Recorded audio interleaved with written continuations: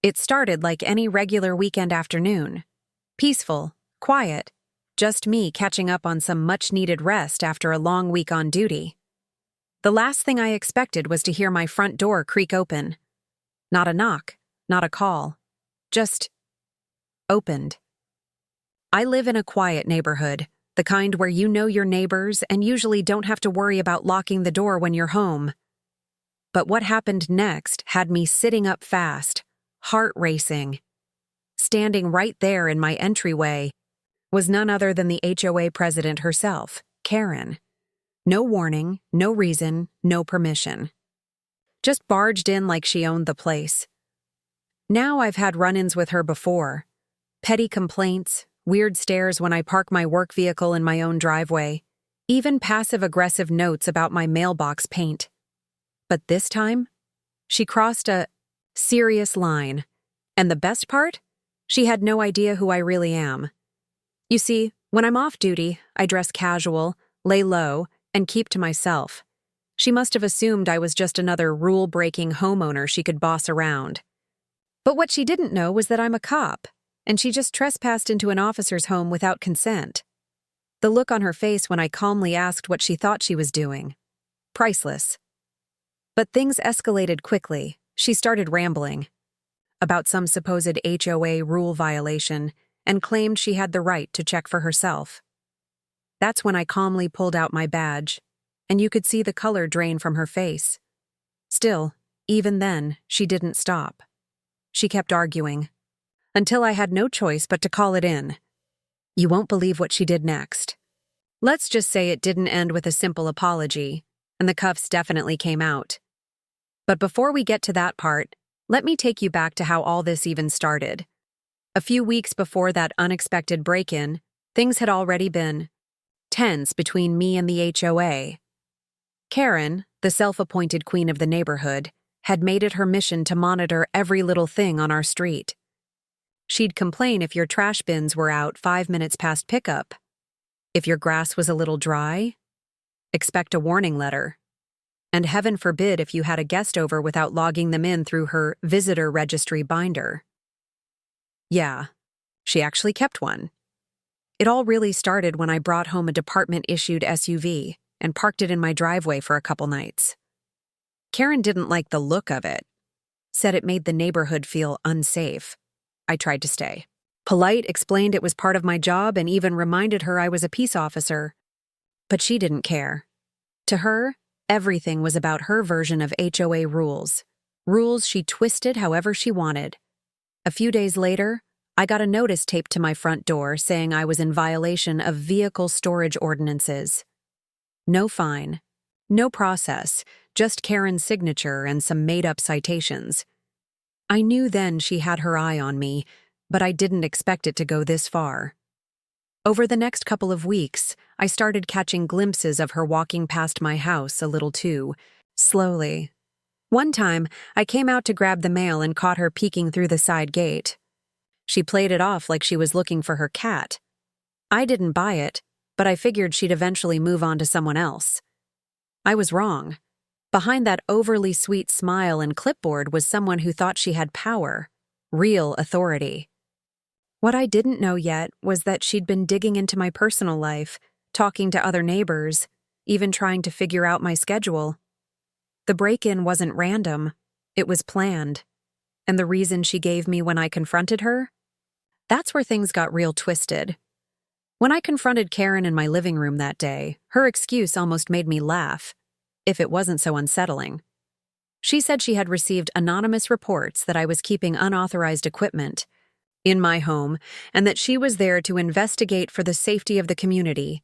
I reminded her that I live here, pay my dues like everyone else, and that her actions were completely out of line. But she wouldn't back down. Her tone shifted from fake friendly to cold and accusatory. She insisted she had the right to enter properties under suspicion. I could tell she really believed it. The deeper issue wasn't just her barging in, it was how far she'd taken this obsession with control. I started piecing together things I'd ignored before. A neighbor down the street, Mr. Patel, had once told me how Karen threatened him with fines over having solar panels she didn't approve. Another neighbor, a young couple with a toddler, had mysteriously stopped attending community events after Karen supposedly filed a noise complaint against them during the day. It was all starting to connect. She wasn't just enforcing rules, she was using her HOA title to manipulate and intimidate. Even more disturbing, I found out that Karen had been pressing the HOA board to grant her more access, including inspection rights for homes suspected of violations. She was denied, but clearly didn't care. One of the board members, Sandra, pulled me aside during a recent meeting and admitted she was scared to speak up. Karen had already spread rumors that Sandra's home had structural issues just because she voted no on a policy Karen wanted. This wasn't just about me. It was a pattern of control, and I wasn't the first target. The problem was, no one had ever pushed back. Not really. Most neighbors just complied or stayed quiet to avoid drama. But now she'd stepped into the wrong house, and what she didn't know was that this time, there would be consequences. Real ones. And trust me, things were just starting to unravel. After Karen stood there in my house, arms crossed like she was on some kind of mission, I told her flat out that what she'd just done was trespassing. I showed her my badge, made it clear I was law enforcement, and gave her one last chance to walk out and never try something like this again. But instead of backing down, she doubled down. She said I was abusing authority and trying to intimidate her. I could barely believe what I was hearing.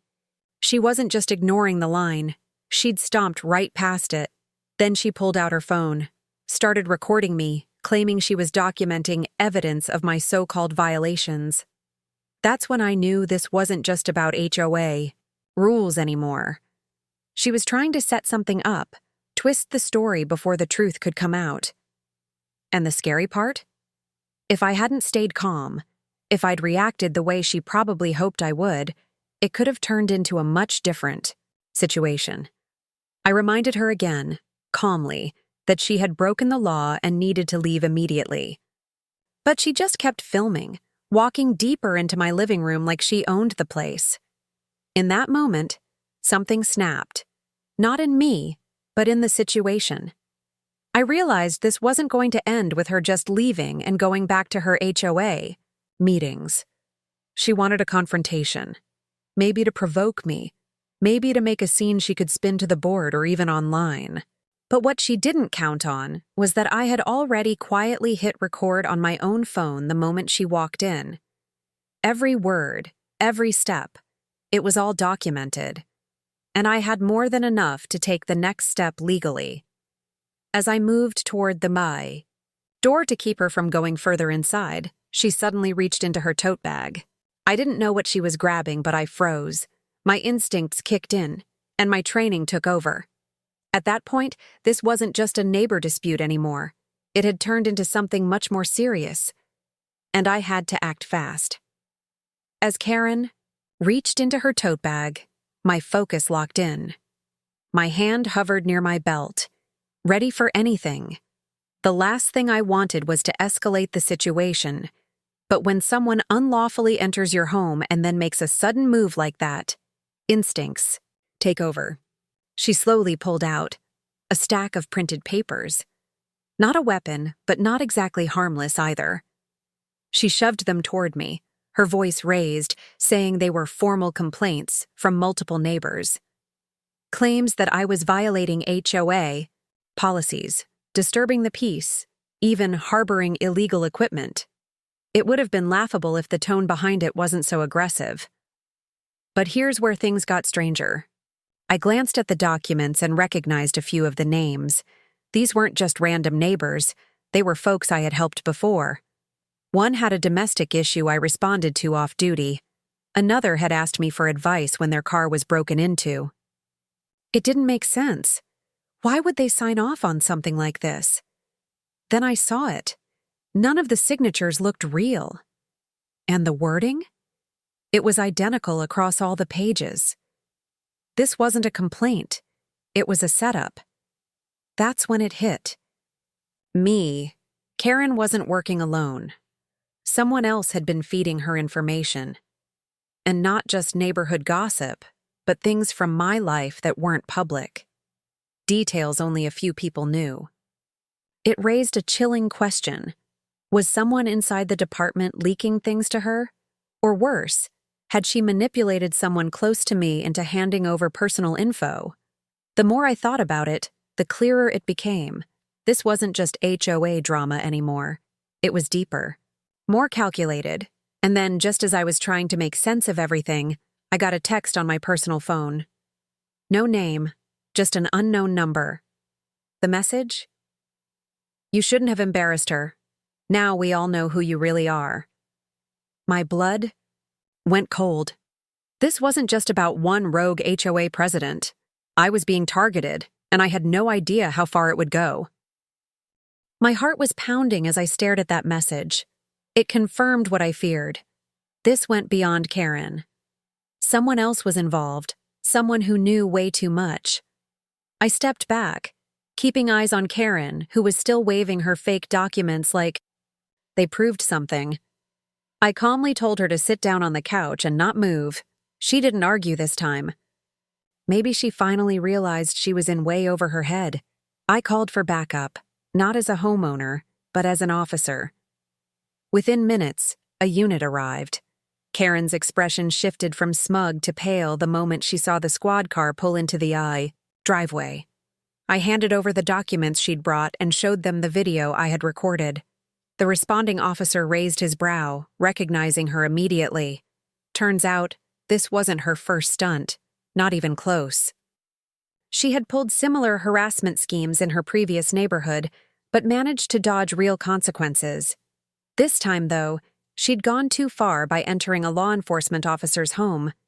She was taken into custody right there on the spot, charged with trespassing, falsifying documents, and harassment.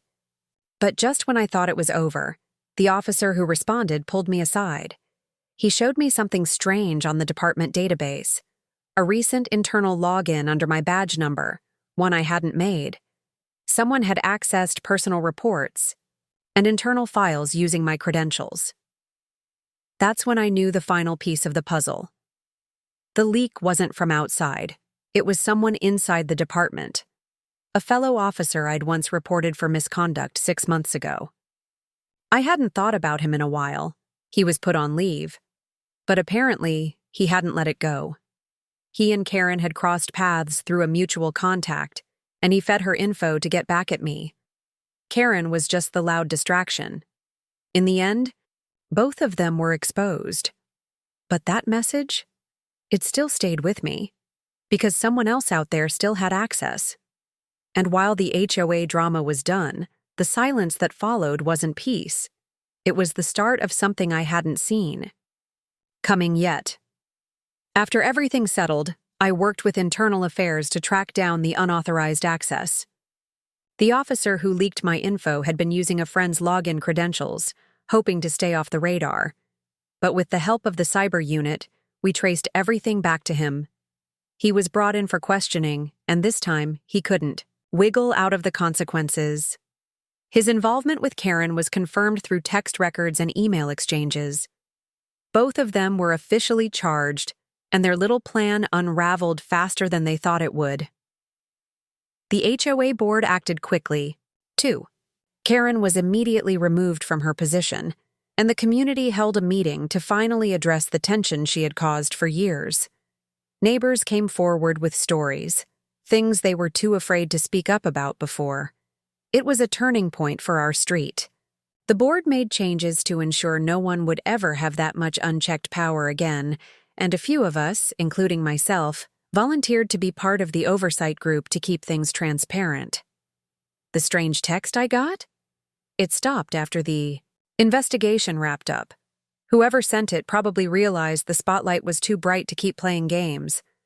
But I still keep my eye open, because when you've been targeted once, you never look at silence the same way again.